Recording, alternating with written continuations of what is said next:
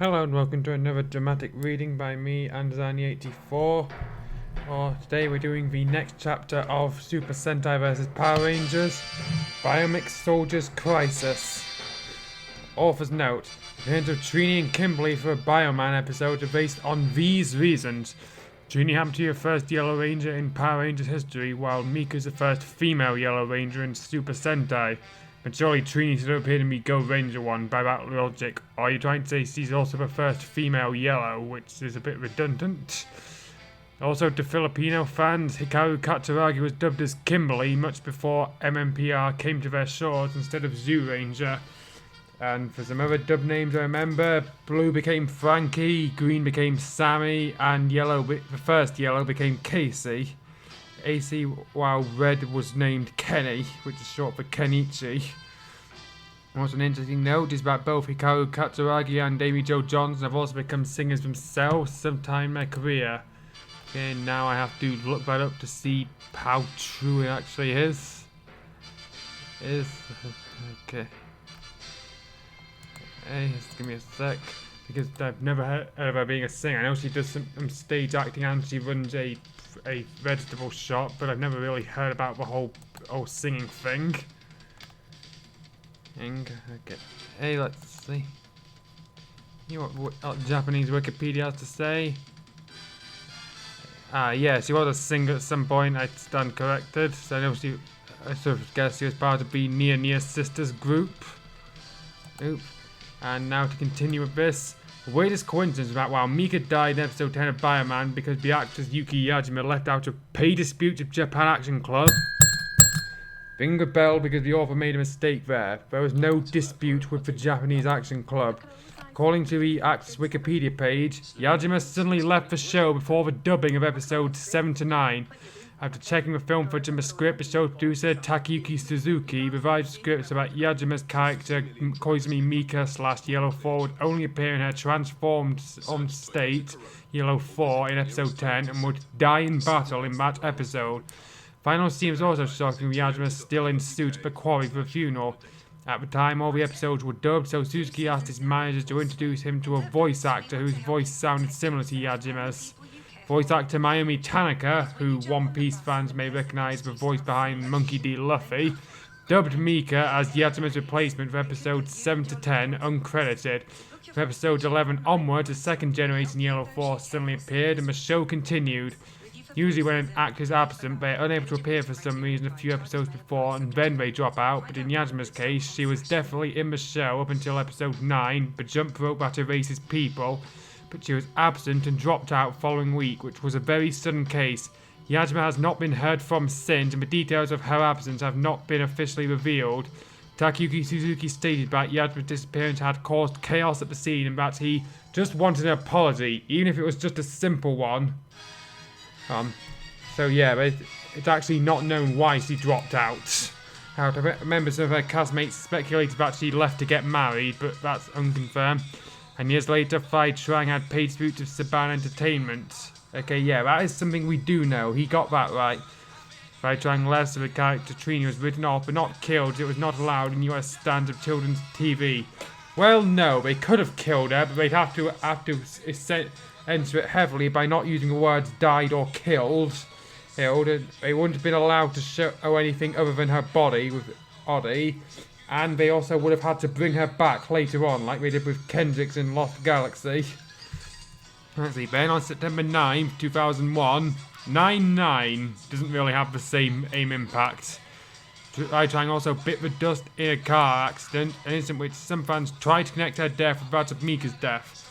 I'd like to stop here to point out that while the author tries to distance himself, he is one of those fans, considering that he is the one turning Trini into a Mika XP purely because of the fact that her actress died while Mika the character died, and he has not learned from his mistake despite professing to regret much of what the process behind his fic, given that he compared Burai aka Dragon Ranger's death from being crushed by rocks to Jason David Frank's real-life death from suicide, even though the two are not remotely similar. Never mind that, like he said, Fai Trang died in a car crash while Mika got killed off in a heroic death being shot by anti-bioradiation. At least she didn't die like Mika did. Mika's death was tragic enough, never mind hers. Well, she clearly did die. You literally just talked about Fai Drang's death, compared Fai Drang's death to after Mika's. Oh god, I'm just done trying to rationalize the inside of Sean Akazuki's brain. I'm just running with it. After the events of the explosion, oh god, we're back on this. Eri and Natsuki is still forced to break gravel until they've learned their lesson somewhere at the new skybase. This is not a proportionate punishment. It was their next day of detention. Miki Masaki was made to see that they were doing their jobs right. Right, well, her appearance here is semi suitable since the actress playing it, Kazue Ito, had a brief stint as an idol in the 80s. Oh, who am I kidding? It's nothing meaningful.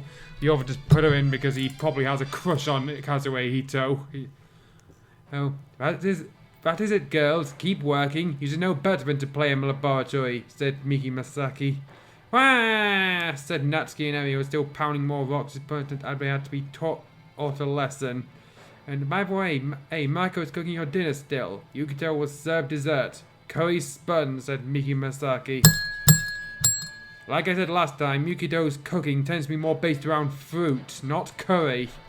No! Shouted Natsuki and Eri, pleading for mercy. Mako arrived cheerfully, bringing in one of her worst dishes from Shinkenja's. Itadakimasu, said Mako. Oh god, he's deserting random Japanese words. Is he trying to claim he is Japanese? Because with a name like Sean, I'm not buying it. I hope you enjoy my horrible cooking.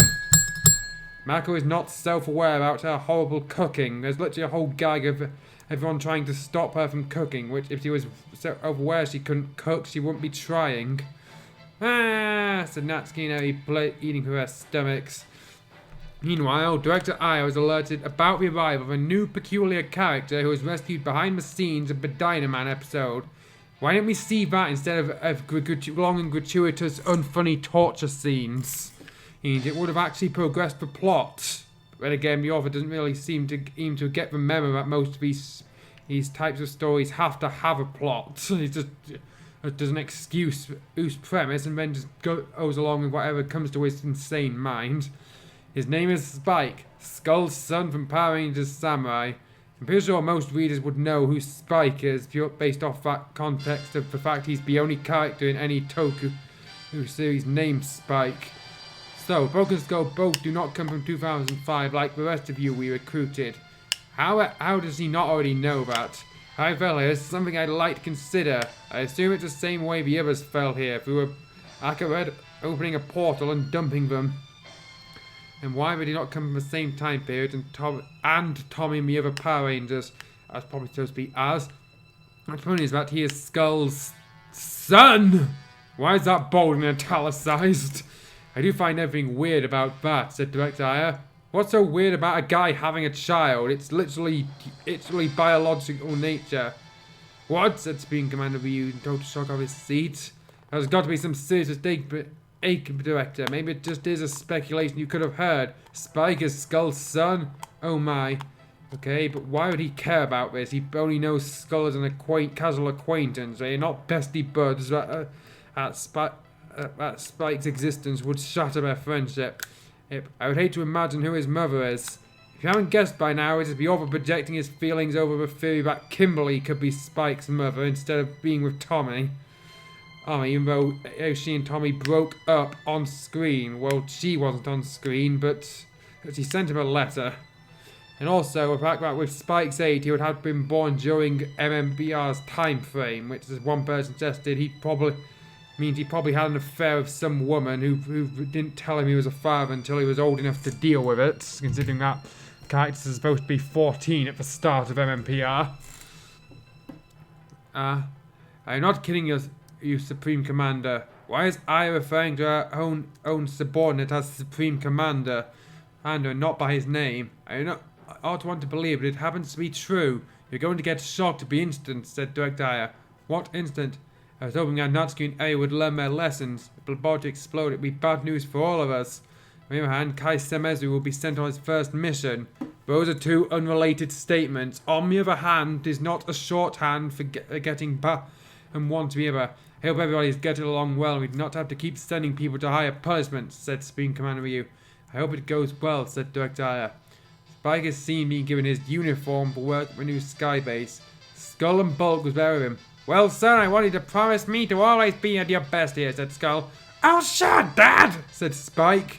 I'm sorry, I cannot do Spike's voice convincingly.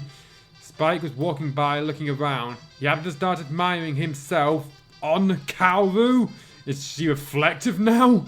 It was just about his age as she arrived. No. Oh, Spike is 17 to 18 as of Samurai's time frame, while Kaoru is 15 when she debuts, and about a year has passed since then, so she's like 16. Kaoru was passing by with Tamba. Wow, what a girl! She's so gorgeous! I think she's just my age, said Spike, drooling at Kaoru. Spike decided that Kaoru was the girl for him. He went near Kaoru. This was written before Spike developed a crush on Mia. Yeah, so I'm not going to criticize the author from breaking in canon there. Hey, gorgeous, want to hang out with me? My name is Spike, asked Spike in a rude manner, trying to get on Kaoru. And on the script, rude manner. Don't be rude, said Kaoru. Drooling isn't appropriate here. Hey, show some respect before a princess, Kaoru, said Tamba. So Tamba's telling Kaoru to show respect towards herself. Oh god, he's annoyingly persistent. And Kaoru then hit Spike with her fan, causing him to faint. Was the fan made of lead? I can't give up on such a hot babe. I don't want a wonderful Kaoru, what a wonderful name for a woman. Oh, she's so hot, said Spike before he fainted. Wow, he took his time to do that. Kaoru, do you want me to take care of this guy? Said Tamba. Wow, Tamba's actually being reasonable. Oh, never mind, Tamba. I believe he's learned his lesson, said Kaoru. Spoiler alert, he hasn't. The new batch of warriors were selected. You mean besides Kaisamezu? They were Jason, Makito, that's Magi Green, Kaisamezu, as we said earlier, and if you're unclear who he is, he's Gao Blue, Trini, and Kimberly. I can't wait to meet Sentai's first female ranger, even though it's a sad fact she's already dead now.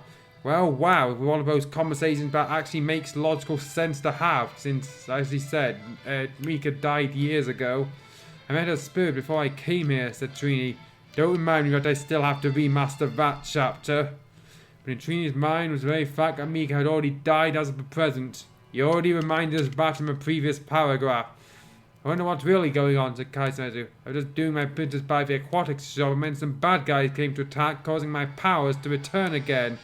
Your powers weren't stripped of you by evil, you literally just handed them back.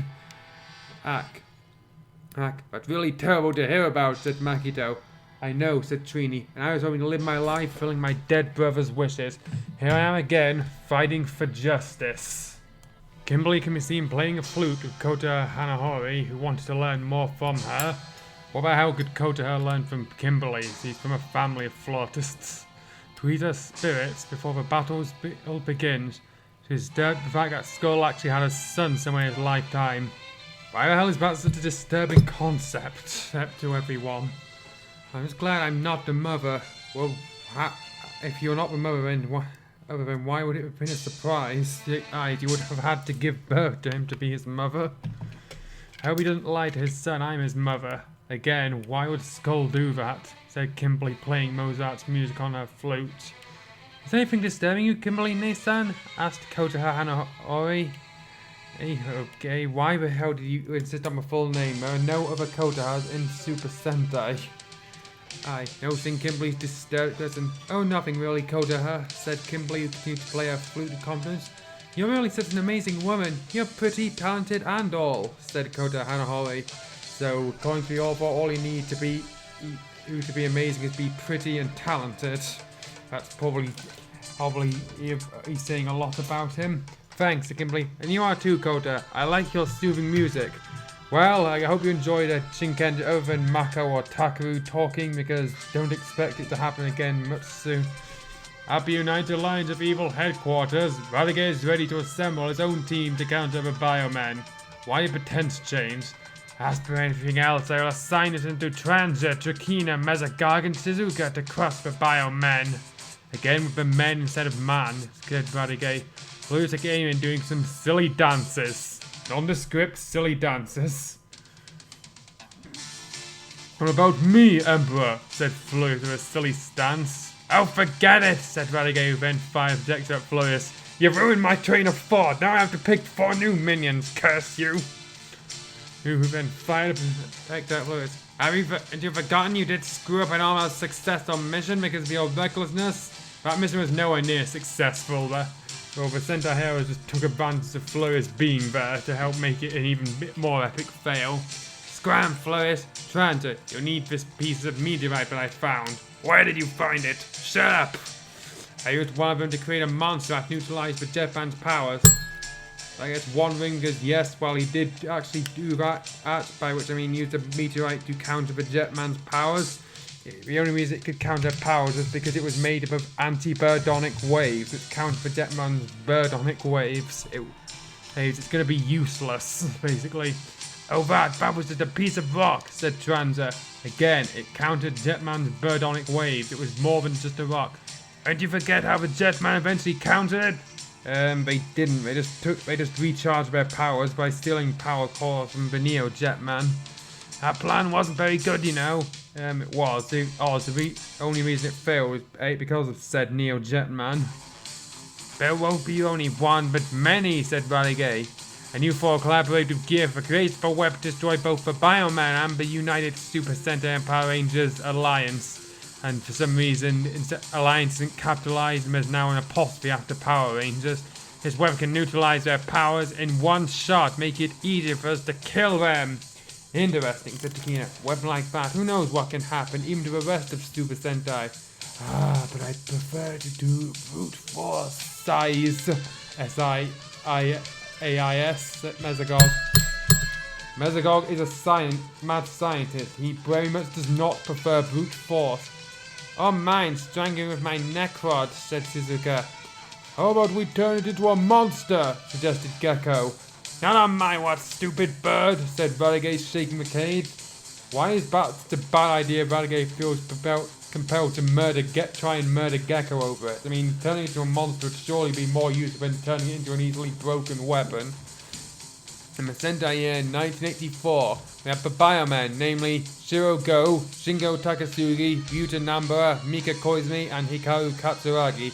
Or again, for all you Filipinos, those Kenny, Sammy, Frankie, Casey, and Kimberly. They can be seen in the base, noticing strange developments have begun. People, this is indeed very strange. I've been reading of people suddenly appearing in these sectors. What the hell? Could it be Gear has some new plan? Said Shiro. I can understand that possibility of new Empire Gear moving to hatch another of their wicked schemes. You must act immediately, said Mika. Mika, don't be so rush. Again, rushing is a thing you can do. You cannot be rushed. You can rush in, but you can't. Look, let's just say the author constantly likes to misuse the word rush. You could get yourself killed like that. While people complain that's an ominous reference to Mika's eventual death, I point out the show did do that several episodes before, in episode 1, which would have gone into which would have gone out during the production for episode 10. So I did have a line where they say, Yellow 4, hang on, you don't want to die young, do you? So I'm guessing that line was probably added in post to foreshadow the eventual death. I agree, Mika. We have to be careful. Gear may be getting new allies, but we'll be facing more enemies more powerful than Gear, said Shiro. I'm pretty sure that's supposed to be someone else. Let's line out what's going on then, said Mika, who's about to take off on her own. At the Gear Empire base, Dr. Man preparing for his own course of action against the enemy forces. A Bioman who is primary concern. Then why is he putting effort onto the enemy force if he thinks Bioman are more important? It seems there are intruders coming from somewhere, Dr. Man-sama. What, you did not... Anna, I feel like there's too much competition, said Mason. Okay, I'm pretty sure now the author really is trying to convince us he's Japanese. This is a threat to our conquest of the world. Vara, said Dr. Man. Yes, sir, said I. Is there anything I can do for you, Dr. Man-sama? Amma, I want you to find out anything about them. Mason will be sent on a separate pathway. We must find out what they want, said Dr. Man. Ooh, a villain a villain who actually uses common sense instead of blindly attacking? Unheard of in Miss Fick. Here are who were identified to have just teleported via a mysterious craft. How the hell is he displaying this? Is it a hologram, a photograph? If possible, negotiate with him so we can get him to give us resources to defeat the Bioman. Interesting. 5 human beings and wait, some rival organization, said Mason. What? Why the hell would you assume they're a rival organization? For all you know, it could be more regular. They could be allies. We don't know who they are. They could pose a threat to Gear's conquest. But destroy them if you have to, Mason. That's the wrong form of 2, said Dr. Man. Father Man, said Mason and Farah. Monster was disappointed not to be sent. I can't believe Dr. Man downplayed me too much, said Monster. As one person who was watching the show and live blogging it a few years back pointed out, Monster is arguably Dr. Man's favourite, so he does not downplay him too much. If anything, he overplays him. The heroes are prepared to face the next threat to the United Alliance of Evil or New Empire Gear. Here, these heroes prepared to split up if they could find anything. And that's the only time Yorf actually uses the term split up. Every other time he incorrectly uses divide and conquer. Tree can be seen driving a motorcycle, only to be stopped by some green ooze on the floor. Dear God, it's odd. No one told me this was a TMNT crossover. Over. Okay. What's going on? Said Trini as he noticed he could not move forward. Oh, suddenly the green ooze emerged into Metzler, who got hit by Trini's motorcycle. Just then the ooze began to stop Trini's tracks. Oh no, this isn't good at all, said Trini, who was struggling. The ooze began to materialize into Metzler. You already said that. Who got hit by Trini's motorcycle. Well, just then, ooze began to stop Trini's tracks. Oh no, this isn't good at all, said Trini, who was struggling. The ooze began to materialize into Metzler. Trini was shocked. Foolish girl, you're going to face Gear's wrath, said Metzler. A monster, said Trini. Farah and Farah Cat suddenly appeared to interrogate her. One of those intruders, said Farah. Wait, who are you? Asked Trini as he took off her. I am Farah, one of the big 3 of the New Empire Gear, said Farah Cat. And my cute kitten is... Wow! Ow! I'm doing all of Farah Cat's dialogue in cat language. It's because I have to derive some humour from this video. I am Metzler, one of the Beastnoids. Now there, you there, answer us. Who are you people? Where do you come from, said Farah. We're some of the United Super Sentai and Power Ranger Alliance, said Trini. The new people have messed up big time. I am Trini, by the way. Hey, I still have other jobs to do than mess with you, Farah. He's trying to destroy you. I'm pretty sure his other jobs can wait. Think you can mess with us, can you? Said Farah. Farah Cat, destroy her. Farah Cat landed on Trini, a well-timed kick. Jump kick. Trini and Farah Cat into a serious cat fight. I think there's a got missing there. Landing from a high place, followed by some kicks. Farah Cat knocked down Trini into a fountain, but down to come after Trini, only to be countered by a splash of water from Trini herself. Wow, it's the most detailed fight this fix had so far. What happened? She's good. She's as strong as Yellow 4, said Farah as she saw Trini running away to contact her teammates. Truly as strong as the feisty photographer running as she runs away in cowardice. She wants some more, but she was still being pursued by Farah Cat. Metzler transformed herself into slime and quickly countered Trini. She was held fast. It's time to meet your doom, said Metzler. Not on my watch, said Trini. The Bioman arrived on the spot where Farah was, as Shirogo was led by a bird. That's not actually an accurate thing to happen, since Go's superpower was that he could talk to animals. Old Dr. Doolittle style. In fact, there's one scene where the bad guys blow up a bird while it's in the middle of talking. Bioman, bad timing, said Farah. When is it ever good timing? The Bioman, said Trini, and there's the first female ranger I've read about her in the archives. I'm pretty sure... Oh, that's a bit of a random comment. Farah Cat decided to try and leap on Trini once more, but was countered by Yellow 4. Fired her strobe flash attack, stunning Farah Cat. Trini was finally able to morph into Yellow Ranger 1 and beat the crap out of some of the mecha clones. When did the mecha clones arrive? So you guys asked for it, don't you? Yellow Ranger, action attack! Pretty sure it's yellow 4 action attack, said the Ranger 1, doing a series of quick attack 4 turns. Oh, I forgot, he gave a Trini a copy of all of Mika's moves, no matter how little sense they actually make. Hey, oh, what's this? Confusing but awesome, said yellow 4-1. Look like he's on our side, yellow 4, said red 1. When are any of the others going to get any dialogue? I mean, I like Go decently enough, but come on. Oh, Mika is not that important to warrant this much dialogue. Jason and the others arrived on the spot to enter Bioman. The Bioman suited out, he should be powered down, and so did Yellow Ranger 1 revert back to being Trini. It's the Bioman, said Jason. You don't say. Wait, how do you know about us, said Cheryl. Believe it or not, we're from the future, said Jason. Your timeline is in danger. As you know, the United Lines of Evil is here to try and team with Gear to destroy you and every Super Sentai in history. How could they know that? You literally just told them it. That's all pretty confusing, said Shingo. Are you saying there's a timeline disruption? That's just about it, said Mako. Those guys trying for some reason to rewrite the whole Super Sentai history. You really haven't guessed it by now that they're trying to erase the Super Sentai so that they can conquer the Earth unopposed? God, Makito, you're not this freaking canon.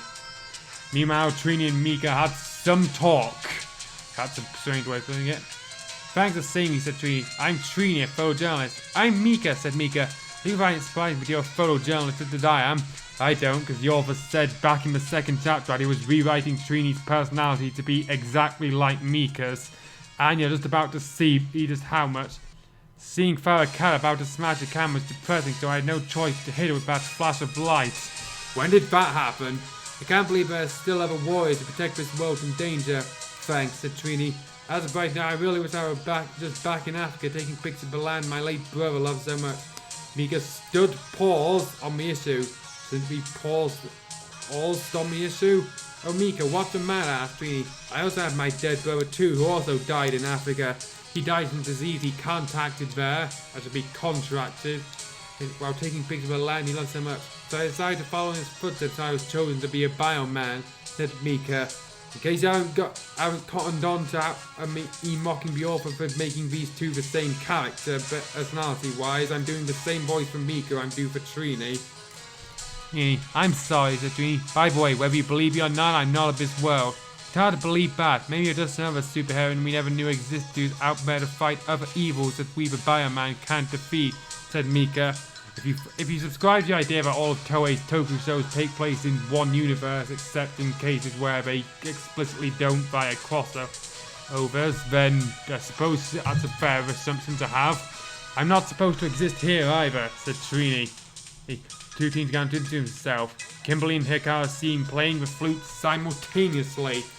Seems like they already know each other, learning new tricks from each other. Meanwhile, Mason and Saigon getting no signs of mysterious intruders. There should be a whir and R there. They're both frustrated at not finding anything. This is absurd, said Mason. Dr. Man himself doesn't easily make a miscomputation. That should be miscalculation. And I don't see any of the guys in the photos so soon. Mason would not call them guys, he would call them figures or people. Maybe they're not around yet, Mason-sama. What if they're just hiding? Said Saigon. You could be right. Stand on guard, Saigon, said Mason. As Ben happened to pass by on Transa, Chakina, Mexico, and Suzuka. Mason of Gear, we are here to have a proposal for our alliance. Surely you mean give our proposal. I am Transa, second in command of the United Lines of Evil. And I'll be pointing out how little sense that makes when I get round to remastering Chapter 2. For now, just know it doesn't make any sense. What, you know us, said Mason? I see you are more of a threat to our cause than help. Based off what? Maybe he was an enemy of both Bioman and Gear. See, Mason knows that it's just Bioman and not Biomen. We're here to help you defeat the Biomen, said Tsukina. We're here to present a weapon that can render any superpowered freak weaken. So it could weaken you too? Well, we need your master, Dr. Man's help to get this weapon assembled. Preposterous lies, said Mason. Mecha clones, get them. Mecha clones began to appear to attack the United Lines of Evil. However, they made toothpicks out of the mecha clones. Suzuka did her typical taunt before kicking the last one. The nondescript typical taunt. Wait, having watched all of Shizuka's appearances in Bokenza prior to beginning this reading in series, she does not have. She uses this in one episode. You haven't faced Saigon yet, Ed, said Mason. Don't be so happy, you infant girl. Saigon, telekinetic freeze force, said Saigon. I prefer the immobility, the telekinesis translation myself, but it is thick. However, Tranza began to counter Saigon's telekinetic powers. What, said Saigon as he was knocked away. You are no match of me, said Tranza. Blasted, so I guess I'll fight with you, Tranza, said Mason, drawing his staff. And so be it, said Tranza. Tranza and Mason got into a fight, one-on-one. Mason tried his best, but was defeated. Now you see a need for your team to team up with United Lines of Evil. Take us to your leader at once, said Tranza. Yes, at once, said Mason. Apparently because one guy lost a fight, that means that we have to team up with the United Alliance of Evil. Well, for all its logic. Good, said Tranza. At the Gear Fortress, Dr. Man was indeed upset at Farah. Dr. Mansheimer, forgive me for being unable to find information on the intruders, said Farah. Silence, said Dr. Man. We're in the middle of a crisis here, and you still dare to make excuses. No excuses are allowed for this. Suddenly, Mason Saigon, who went in a very good condition, had Trakina, Anza, Mesagog, and Shizuka brought with him. Which him? As two hymns. What's the meaning of this? Said Dr. Man. Mason, you disappoint me. I had not told you to get into a fight just yet. Sire, sorry for my rash action, said Mason. Hold still, said Tranza. We have United Alliance of Evil, and we propose to you that you can certainly help us weaponize these meteorite fragments containing a lethal source of power. That seems to be a useful proposal, said Dr. Man. Mason, hold still. Seems we can get at quite a bargain. These meteorite container parts would like create a laser to get even with the Bioman and their new allies. How can you tell that from simply looking at them? I like it. Dr. Man began to work on the weapon of Tranza. That fast. Blueprints are ready, creating a new dangerous weapon called Benega Magnetic Laser. That's a stupid name, but... Begin mass production of these weapons at once, said Dr. Man. Yes, sir, said the big three. All three of them, and also, wouldn't they say for the man? If that really was all three of them talking? Mason, work with Tranza, said Dr. Man. And use this weapon, test its effectivity. I think you mean effectiveness. Effectivity is, again, not a word. Bioman together with Jason. Yes, sir, at once, said Mason. Bioman together with Jason's team have noticed no sign of Gear or the United Alliance of Evil. Maybe it's a card today, said Jason. I couldn't find any sight of Gear or the United Alliance of Evil. That's where you're wrong, said Tranza, who appeared at Mason's Saigon. Way to blow the element of surprise, eyes Tranza. And I can see why you're the second in command of the new United Alliance of Evil. Oh no, said Jason. We got no choice, we got him off. Okay, Bioman, man, let's go. Bioman, said Shiro. Jason's team transformed to their respective henshin poses. Red Ranger, Magic Green, Gal Blue, Yellow Ranger, Pink Ranger. You really couldn't be bothered to type out their full roll calls? It's not that hard. Maki is the towering. I think it's the towering ground element. It isn't a green, Magic Green, while Gal Blue is the surging shark, Gal Blue. Oh, okay, I'm gonna cue the theme song now and carry on. They began beating the crap out of mecha clones and greenums. Well, it was finally time to test the Nega Magnetic Gun. Now it's time we fight in equal terms. That should be on equal terms, said Mason. Time to test the effectiveness of his weapon. Let's see you fire at you, Red One. Die, Shiro. Oh no, said Alpha One. Red One, look out! I can't allow this, said Yellow Ranger One, who jumped him away. Hey, wow. Ow, really going to this heavy-handed homage to Bioman and episode 10 now, aren't we? Is that really all the author remembers from the series?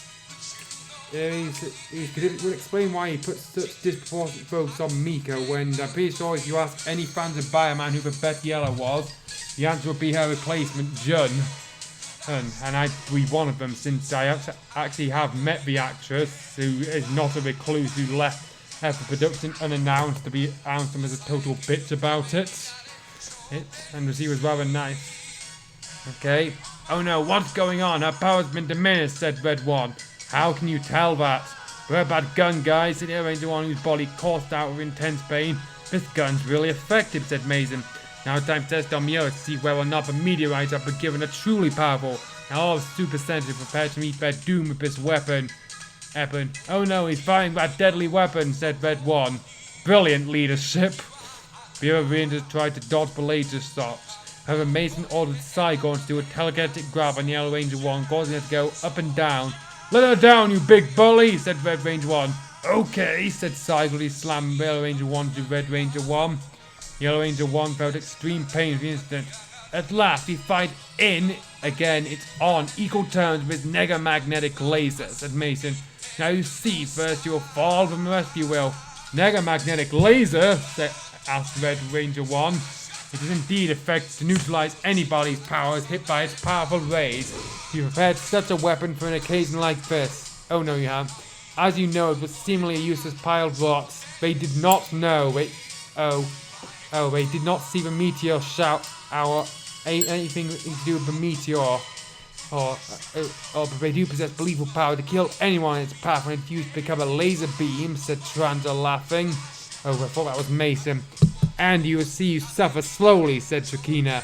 Red Ranger 1 and his teammates turning to a now injured Yellow Ranger 1. A Bioman used a bio-burn bar to create a diversion. However, in the midst of confusion, Yellow Ranger 1 was separated from the rest of the team. Of course. Jason, Kimberly, Jason, and Kai Smezzy were trying to look for Trini. We can't find her anywhere, said Kimberly, worried. We're so dead about her, said Jason. Losing a combat can be the worst thing to happen. Remember, we're not invisible. Some Sentai warriors are dying past, said Jason. How the hell do you keep making that goof? Oof, the Bioman was also trying to help too. But then Shiro was able to use his animal language to find her. She's at some old warehouse. Quick, follow that dog, said Shiro. Isn't that being too far to trust an animal? Asked Jason. Why is talking to animals weird to him? He's seen a lot stranger. I don't think we have a choice, said Jason. Again, what? Who the hell is he? Who the hell is the other? I'm pretty sure it's supposed to be another person in this conversation. The author's too lazy to remember what there was. We're greatly weakened without Trini. I feel we can trust him. Everybody ran to follow that dog who would lead them to Trini. That nondescript dog. Meanwhile, Trini was out there weakened by a deadly rays of the magnetic gun.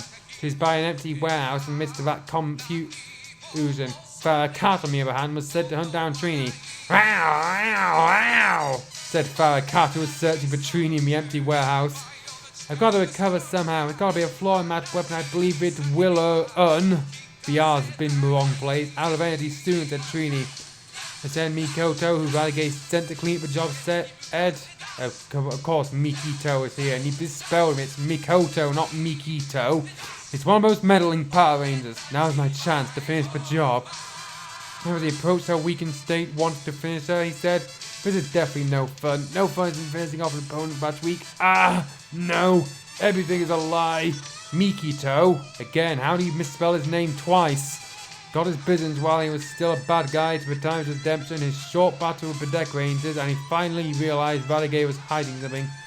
Hey, are you alright? Said Mikito. 3 strikes, you're out. I'm in very bad condition, said Trini. Wait, aren't you from the United Lines people? As possibly entered there, my mind altered. You can't fight in your condition.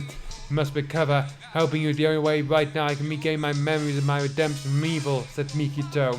Seem to already remember them. Fortunately, Farrah Cat entered with her nunchucks. Wow, wow, said Farrah Cat, wielding her nunchucks. What the, said Trini, now out of suit. Can this get any worse? She tried to force herself to stand up. Fortunately, the Bioman were able to find her. Mika came to her aid and not kicked Farrah Cat very hard. She transformed to Yellow 4-1 and fired her strobe flash attack. Wow, said Farrah Cat, was hit by another strobe flash from Yellow 4-1. Jason and Kimberly found Trini weakened. Magito and Kaya really only hit her as crowd filler. Farrah Cat was forced to retreat from her being stunned. Yellow 4-1 reverted back to uniform. Thanks, Mika, said Jason. We owe you one. We can't let her die, said Mika, who was trying to help Trini. Magito and Kai Semeza were helping her up. See what I mean? They're just living props. Just hang in there, Trini, said Jason. As then Mason entered the empty warehouse, he's still carrying Renega magnetic laser with him. Saigon was with him as well.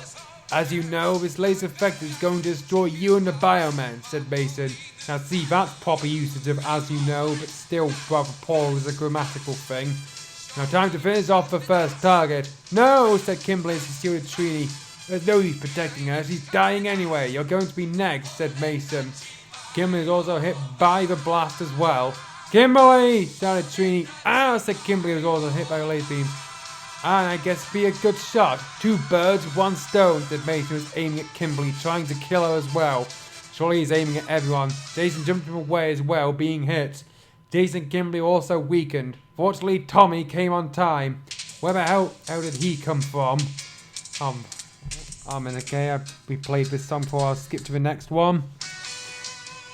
Okay, yeah, Tommy appeared. Guys, you can't find him in conditions, said Tommy. We have to retreat as soon as possible. Tommy pressed the button for the emergency search guard time chain rescue operation, which he has for some reason. Shut up. Mikito was however hesitant to enter. He was dragged away. Mikoto, get in quick, said Ranu. How do you get it right in dialogue but wrong in the narration? And also, what is Ranu doing in there? What even is the point of this whole team thing if they're just gonna send everybody the author has a boner for back in time? We'll help you recover your memories, but, said Mikito, I've been part of the United Lines of Evil. Dear God, Akatsuki, is he breaking free of the brainwashing or is he not? You give me no choice. Mikoto, it's time you release me on mind to forsake the Arbor Rangers and Deca Rangers, said Tommy. Well, most of the Arbor Rangers, since the Deca Rangers won't be affected at all, said Tommy, who dragged Mikito to the train with the help of Bioman. Meanwhile, United Lines of Evil is planning to mass-produce a weapon in order for them to conquer every era of Super Sentai. Will the Bioman survive the ordeal? As a fan of Bioman, this chapter was an insult to Bioman. Especially since, like I said, the only thing the author seems to remember about the series is the first 9 episodes, which I doubt many fans will tell you was a high point for the show. Especially since many of the more beloved elements that people tend to reference and from it did not come in until later. And again, the author, it's only there because the author has a fixation on Mika, who, again, a lot of fans will tell you that Jun Yabuki was a better replacement for, and so he can do a rather tasteless homage to the episode in which he died. And anyway, tune in next time where we'll see just how much more taste it can get in terms of the whole blasting Trini with the gun designed to kill Power Rangers, which I'm guessing she'll keep getting shot until it runs out of charge. Will that kill her? Probably.